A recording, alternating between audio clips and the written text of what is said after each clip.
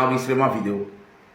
Lorsqu'on parle du christianisme, j'ai dit que le thème de notre live est ta position dans le combat, ta position dans les prophéties.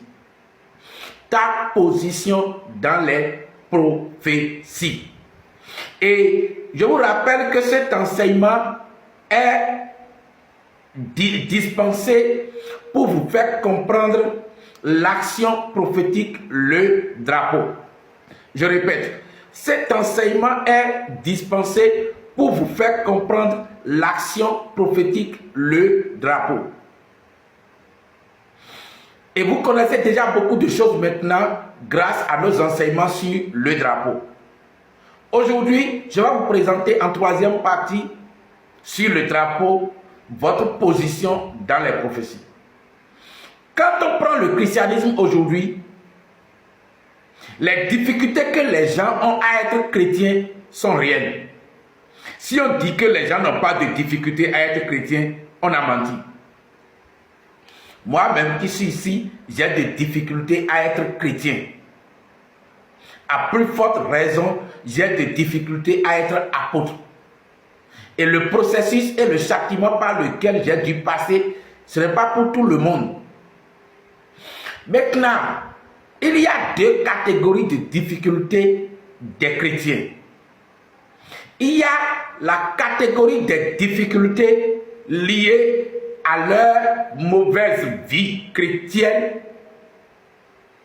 et la catégorie des difficultés créées dans le christianisme par la mauvaise fondation des doctrines par l'apôtre Pierre et l'apôtre Paul, transformées en doctrine par les fondateurs d'église. Ce que je dis aujourd'hui est d'une importance capitale pour tout chrétien qui veut la paix et qui veut avoir la joie d'être chrétien. Quand on prend le christianisme aujourd'hui, les difficultés que vous avez, que nous avons devant les sorciers, les féticheurs, les satanistes, ces difficultés sont de deux catégories. Il y a les difficultés que nous avons dans le christianisme en raison de notre comportement, de notre façon de vivre, qui permettent l'arrivée de ces difficultés dans notre vie. Mais il y a la deuxième catégorie. Il y a la catégorie des difficultés que nous rencontrons à cause de la mauvaise fondation de la doctrine du christianisme posée par les premiers apôtres Paul, Pierre et les différents fondateurs d'église jusqu'à aujourd'hui. Maintenant, ce soir, je vais vous disséquer les deux catégories de difficultés. On doit commencer par la difficulté ou les difficultés créées par les premiers apôtres et les fondateurs d'église. Très bien. Sur ce plan, je vais vous dire quelque chose. Qu'est-ce qui s'est passé? Je vous l'ai dit plusieurs fois. L'apôtre Pierre, à la tête des 11 autres apôtres, a reçu le Saint-Esprit. Suivez bien. Si je ne vous prêche pas le christianisme dans sa dimension profonde, vous n'allez pas comprendre comment vous corriger pour éviter d'être dans la moule des chrétiens emballés par la doctrine.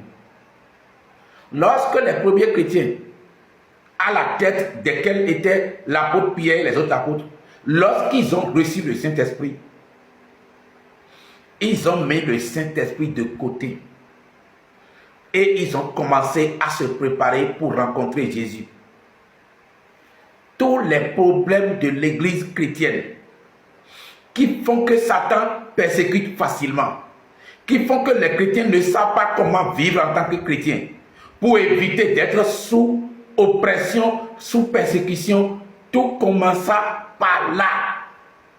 Lorsque Jésus leur donna le Saint-Esprit, ils ont mis le Saint-Esprit de côté et ils ont commencé à se préparer pour aller à la rencontre de Jésus.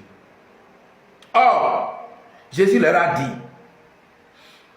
la puissance du Saint-Esprit descendra sur vous et vous serez mes témoins dans la Judée, dans la Samarie, et jusqu'aux extrémités de la terre. Quand les premiers apôtres ont reçu le Saint-Esprit et le Saint-Esprit a commencé à les utiliser, ils ont bloqué le ministère du Saint-Esprit. Comment ils ont bloqué le ministère du Saint-Esprit? Ils se sont contentés de vendre les biens des premiers croyants, mettre le produit en commun et rester dans un même endroit sans se disperser parce que dans leur compréhension, les premiers apôtres pensaient que bientôt Jésus sera de retour. Il ne faut pas se disperser. Vous savez en quoi cela est grave? Cela est grave parce que par cette façon de concevoir le retour de Jésus, l'apôtre Pierre a commis 4 erreurs fondamentales sur lesquelles les fondateurs d'église qui vous appellent au salut ont bâti votre vie. Donc, toi qui m'écoutes, il faut savoir que ta vie chrétienne n'est pas bâtie sur la bonne fondation. Mais ta vie chrétienne est bâtie sur une fondation constituée par 4 erreurs fondamentales qui expliquent pourquoi l'église du Christ est dans cet état et que les chrétiens souffrent entre les mains du diable. En réalité, la liberté que les démons ont, la liberté que les sorciers ont, la liberté que les agents du diable ont dans l'église s'explique par le fait que la fondation était posée sur une base qui a créé 4 erreurs fondamentales. On va maintenant vous expliquer. Première erreur fondamentale. Les premiers croyants ont mal compris le retour de Jésus. De sorte que tout enseignement qu'ils ont donné sur le retour de Jésus, à part les évangiles là, tous les enseignements qu'ils ont donnés sur le retour de Jésus étaient tributaires ou dépendants de leur fausse compréhension du retour de Jésus. L'inconvénient c'est quoi? L'inconvénient de cette première erreur fondamentale c'est quoi? Quand vous prenez un chrétien aujourd'hui, il est convaincu qu'il n'a pas besoin de se battre beaucoup, mais que Jésus vient bientôt. Il ne faut pas qu'il tombe dans le péché. Il ne faut pas qu'il perde son temps à être dans les choses du monde. L'inconvénient, c'est quoi? Par cette erreur, on te ferme les portes de la connaissance que tu dois avoir du retour de Jésus pour savoir te préparer et être en même temps fort. L'inconvénient, c'est quoi? Aujourd'hui, beaucoup de chrétiens qui attendent le retour de Jésus sont spirituellement faibles à cause de cette mauvaise façon de leur expliquer le retour de Jésus. Et quand tu es spirituellement faible, le diable ne peut que te maltraiter. Le diable ne peut que te faire souffrir. Le diable ne peut que te faire tomber dans des péchés involontaires parce que tu es spirituellement faible.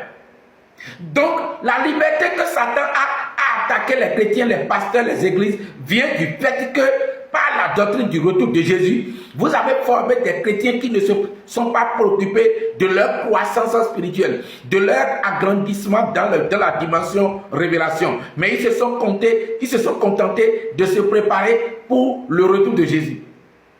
Comme si nous allons nous préparer charnellement pour le retour de Jésus.